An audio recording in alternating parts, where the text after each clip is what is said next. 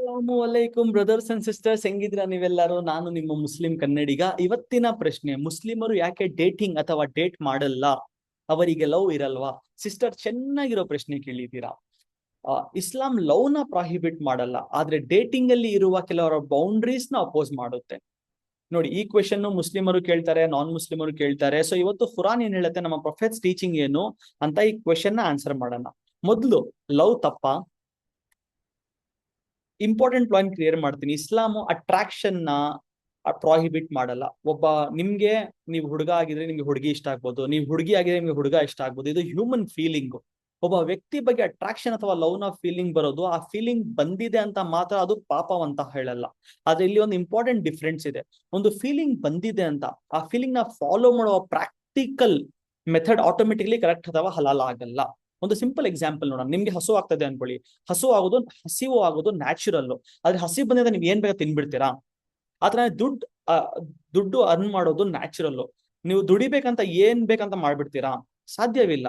ಅದೇ ರೀತಿ ನಾವು ನ್ಯಾಚುರಲ್ ಆಗಿರಬಹುದು, ಆದ್ರೆ ಆ ಲವ್ ನ ಪರ್ಸ್ಯೂ ಮಾಡುವ ರೀತಿಗೆ ಇಸ್ಲಾಂ ಬೌಂಡ್ರೀಸ್ ಕೊಡುತ್ತೆ. ಸೊ ಪ್ರಾಬ್ಲಮ್ ಲವ್ ಫೀಲಿಂಗ್ ಇದೆ ಅಂತ ಅಲ್ಲ, ಪ್ರಾಬ್ಲಮ್ ಅಂದ್ರೆ ಆ ಫೀಲಿಂಗ್ ನ ಹೇಗೆ ಹ್ಯಾಂಡಲ್ ಮಾಡ್ತೀವಿ ಅನ್ನೋದು. ಈಗ ಡೇಟಿಂಗ್ ಅಂದ್ರೆ ಜನರಲಿ ಏನಂತ ನೋಡೋಣ. ಡೇಟಿಂಗ್ ಅಂದ್ರೆ ಮದುವೆಯ ಮುಂಚೆ ಒಬ್ಬ ಹುಡುಗ ಅಥವಾ ಹುಡುಗಿ ಬಾಯ್ ಫ್ರೆಂಡ್ ಗರ್ಲ್ ಫ್ರೆಂಡ್ ತರ, ಅಪ್ಪ ಅಮ್ಮ ತರ ರೊಮ್ಯಾಂಟಿಕ್ ರಿಲೇಶನ್ಶಿಪ್ ಅಲ್ಲಿ ಇರೋದು.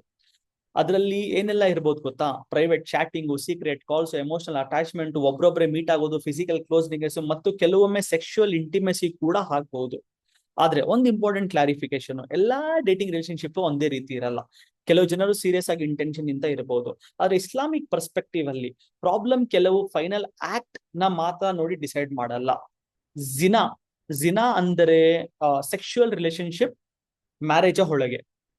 ಜಿನಾ ಕಡೆಗೆ ಕರೆಯುವ ಹರಾಮ್ ದಾರಿಗಳನ್ನು ಕೂಡ ಅವಾಯ್ಡ್ ಮಾಡಬೇಕು ಅಂತಿದ್ದಾರೆ. ಸೊ ಡೇಟಿಂಗ್ ಅಂತ ಒಂದು ಮಾಡರ್ನ್ ವರ್ಡ್ ನ ಕುರಾನ್ ಡೈರೆಕ್ಟ್ಲಿ ಮೆನ್ಷನ್ ಮಾಡಲ್ಲ, ಆದ್ರೆ ಡೇಟಿಂಗ್ ಅಲ್ಲಿ ಇರುವ ಕೆಲವು ಪ್ರಾಕ್ಟೀಸ್ ಗಳು ಇಸ್ಲಾಂ ಪ್ರಾಹಿಬಿಟ್ ಮಾಡಿದ ಬೌಂಡ್ರೀಸ್ ಗೆ ಕಾನ್ಫ್ಲಿಕ್ಟ್ ಆಗುತ್ತೆ.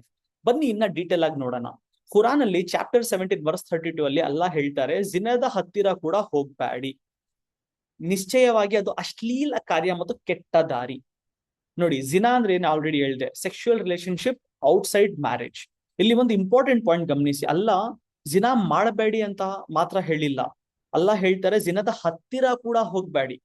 ಅಂದ್ರೆ ಜಿನಾ ಅಂದ್ರೆ ಫಾರ್ಬಿಡನ್, ಮತ್ತು ಜಿನಾ ಕಡೆಗೆ ಕರೆಯುವ ದಾರಿಗಳನ್ನು ಕೂಡ ಅವಾಯ್ಡ್ ಮಾಡಬೇಕು.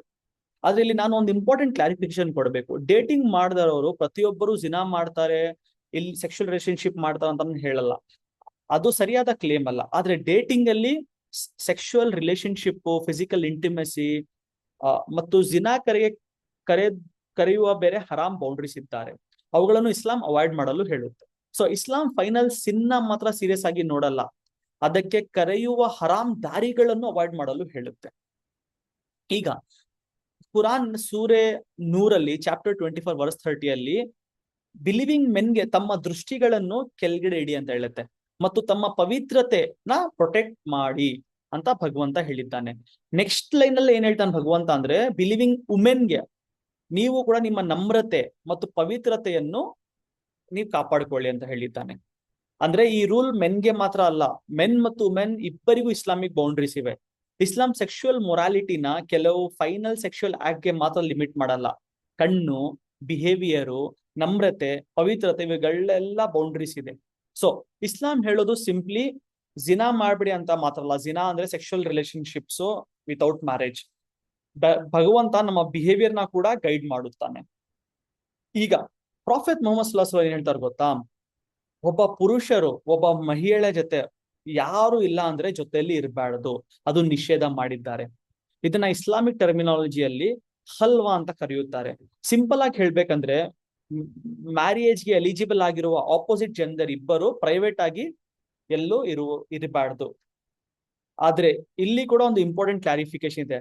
ಆಪೋಸಿಟ್ ಜೆಂಡರ್ ಜೊತೆ ಮಾತನಾಡಬಹುದು, ನೀವು ಮಾತನಾಡಬೇಡಿ ಅಂತ ಹೇಳಿಲ್ಲ. ಮ್ಯಾರೇಜ್ ಸಂಬಂಧದ ಡಿಸ್ಕಸ್ ಮಾಡೋದು ಪಾಸಿಬಲ್ ಅಲ್ಲ ಅಂತ ಕೂಡ ಹೇಳಿಲ್ಲ. ಮ್ಯಾರೇಜ್ ಪರ್ಪಸ್ ಇಂದ ನೆಸೆಸರಿ ಆಗಿ ಮಾತಾಡೋದು ಬೇರೆ, boyfriend girlfriend private romantic relationship maintain ಮಾಡೋದು ಅದೇ ಬೇರೆ. So communication itself completely ನಿಷೇಧ ಅಲ್ಲ, ಆದ್ರೆ ನೀವು ಯಾರು ಇಲ್ದಿರೋ ಒಬ್ರೊಬ್ರೆ ಪ್ರೈವೇಟ್ ಆಗಿರೋದು, ಪ್ರೈವೇಟ್ ರೊಮ್ಯಾಂಟಿಕ್ ಇಂಟ್ರಾಕ್ಷನ್ ನ ಅವಾಯ್ಡ್ ಮಾಡಬೇಕು. ಈಗ ನೀವು ನನ್ಗೆ ಹೇಳ್ಬೋದು, ಬ್ರದರ್ ಇಬ್ಬರಿಗೆ ಕನ್ಸೆಂಟ್ ಇದ್ರೆ, ಇಬ್ಬರು ಒಪ್ಪಿಗೆ ಇದ್ರೆ, ಯಾರಿಗೂ ಫೋರ್ಸ್ ಮಾಡಿಲ್ಲ, ಹಾಗಾದ್ರೆ ಡೇಟಿಂಗ್ ಅಲ್ಲಿ ಪ್ರಾಬ್ಲಮ್ ಏನು? ಚೆನ್ನಾಗಿದೆ. ಕನ್ಸೆಂಟ್ ತುಂಬಾ ಇಂಪಾರ್ಟೆಂಟ್. ಇಸ್ಲಾಂ ಫೋರ್ಸ್, ಅಬ್ಯೂಸ್ ಮತ್ತು ಎಕ್ಸ್ಪ್ಲಾಟೇಷನ್ ಅಲೋ ಮಾಡಲ್ಲ. ಆದ್ರೆ ಕನ್ಸೆಂಟ್ ಇದ್ದರೆ ಪ್ರತಿಯೊಂದು ಆಕ್ಷನ್ ಆಟೋಮೆಟಿಕ್ಲಿ ಹಲಾಲ್ ಆಗಲ್ಲ. ಒಂದು ಸಿಂಪಲ್ ಎಕ್ಸಾಂಪಲ್, ಇಬ್ಬರ ಒಪ್ಪಿಗೆ ಇದೆ ಅಂದ್ಬಿಟ್ಟು ಗ್ಯಾಮ್ಲಿಂಗು, ನೀವು ಎಣ್ಣೆ ಅದೆಲ್ಲ ಕುಡಿಯಕ್ಕಾಗತ್ತಾ? ಕುಡಿಬಹುದು ನೀವು, ಆದ್ರೆ ಅದು ಹಲಾಲ್ ಆಗಲ್ಲ ಆಟೋಮೆಟಿಕಲಿ. ಅದೇ ರೀತಿ ಇಬ್ಬರ ಕನ್ಸೆಂಟ್ ಇದ್ರೂನು ಸೆಕ್ಷುವಲ್ ರಿಲೇಶನ್ಶಿಪ್ ಅದನ್ನ ಇಸ್ಲಾಂ ಅಲ್ಲಿ ಸೆಕ್ಷುವಲ್ ಇಂಟಿಮೆಸಿಗೆ ಹಲಾಲ್ ಬೌಂಡ್ರೀಸು ಮ್ಯಾರೇಜ್ ಮಾತ್ರ. ಸೊ ಕ್ವೆಶನ್ ಕೇವಲ ಕನ್ಸೆಂಟ್ ಇದೆಯಾ ಕನ್ಸೆಂಟ್ ಇಲ್ಲ ಅಂತ ಮಾತ್ರ ಅಲ್ಲ. ಇಸ್ಲಾಂ ಅಲ್ಲಿ ಹಲಾಲ್ ಮತ್ತು ಹರಾಮ್ ಡಿಸೈಡ್ ಮಾಡೋದು ನಮ್ಮ ಕನ್ಸೆಂಟ್ ಅಲ್ಲ, ಅದು ಭಗವಂತ ಮತ್ತು ಅವರ ಪ್ರಾಫೆಟ್ ಮೊಹಮ್ಮದ್ ಸಲ್ಲಲ್ಲಾಹು ಅಲೈಹಿ ವಸಲ್ಲಂ ಅವರ ಗೈಡೆನ್ಸ್. ಈಗ ಇಸ್ಲಾಮಿಕ್ ರೂಲಿಂಗ್ ಅಸೈಡ್ ಇಟ್ಬಿಟ್ಟು ಡೇಟಿಂಗ್ ಕಲ್ಚರ್ ಸೈಡ್ ಕೂಡ ಸ್ವಲ್ಪ ಥಿಂಕ್ ಮಾಡಿ. ಮಾಡರ್ನ್ ಡೇಟಿಂಗ್ ಅಲ್ಲಿ repeated rejection, appearance based judgement, too many choices, short term relationships ಮತ್ತು ಕಮಿಟ್ಮೆಂಟ್ ಇಲ್ಲದ ಇಂಟಿಮೆಸಿ, ಇವೆಲ್ಲ ಕೆಲವೊಮ್ಮೆ ಎಮೋಷನಲ್ ಕಾಂಪ್ಲಿಕೇಶನ್ಸ್ ಗೆ ಲೀಡ್ ಆಗಬಹುದು. ಫಾರ್ ಎಕ್ಸಾಂಪಲ್, ರಿಪೀಟೆಡ್ ರಿಜೆಕ್ಷನ್ ಕೆಲವೊಮ್ಮೆ ಎಮೋಷನಲ್ ಡಿಸ್ಟ್ರೆಸ್ ಗೆ ಲೀಡ್ ಮಾಡಬಹುದು. ಅಪಿಯರೆನ್ಸ್ ಮತ್ತು ಫಿಸಿಕಲ್ ಅಟ್ರಾಕ್ಷನ್ಸ್ ಮೇಲೆ ರಿಪೀಟೆಡ್ ಎವ್ಯಾಲ್ಯೂಯೇಷನ್, ಕೆಲವೊಮ್ಮೆ ಬಾಡಿ ಇಮೇಜ್ ಅಥವಾ ಸೆಲ್ಫ್ ಎಸ್ಟಿಮ್ ಮೇಲೆ ಎಫೆಕ್ಟ್ ಬರಬಹುದು. ತುಂಬಾ ಆಪ್ಷನ್ಸ್ ಇದ್ದಾಗ ಇನ್ನೊಬ್ಬ ಬೆಟರ್ ಪರ್ಸನ್ ಸಿಗಬಹುದು ಅಂತ ಕಮಿಟ್ಮೆಂಟ್ ಡಿಲೇ ಮಾಡುವ ಟೆಂಡೆನ್ಸಿ ಕೆಲವರಿಗೆ ಇರಬಹುದು. ಶಾರ್ಟ್ ಟರ್ಮ್ ರಿಲೇಶನ್ಶಿಪ್ ಗೆ ಹ್ಯಾಬಿಚುಯೇಟ್ ಆಗ್ತಾರೆ, ಲಾಂಗ್ ಟರ್ಮ್ ಕಮಿಟ್ಮೆಂಟ್ ನ ಅಪ್ರೋಚ್ ಮಾಡುವ ಮೇಲೆ ಎಫೆಕ್ಟ್ ಆಗಬಹುದು. ಮತ್ತು ಕಮಿಟ್ಮೆಂಟ್ ಇಲ್ಲದೆ ಕ್ಯಾಶುಯಲ್ ಇಂಟಿಮೆಸಿ ಕೆಲವೊಮ್ಮೆ ಎಮೋಷನಲ್ ಕಾಂಪ್ಲಿಕೇಶನ್ಸ್ ಗೆ ಲೀಡ್ ಆಗಬಹುದು. ಆದ್ರೆ ವೆರಿ ಇಂಪಾರ್ಟೆಂಟ್ ಕ್ಲಾರಿಫಿಕೇಶನ್, ಇವು ಎವ್ರಿ ಡೇಟಿಂಗ್ ರಿಲೇಶನ್ಶಿಪ್ ಗೆ ಕಂಪಲ್ಸರಿ ರಿಸಲ್ಟ್ ಅಲ್ಲ.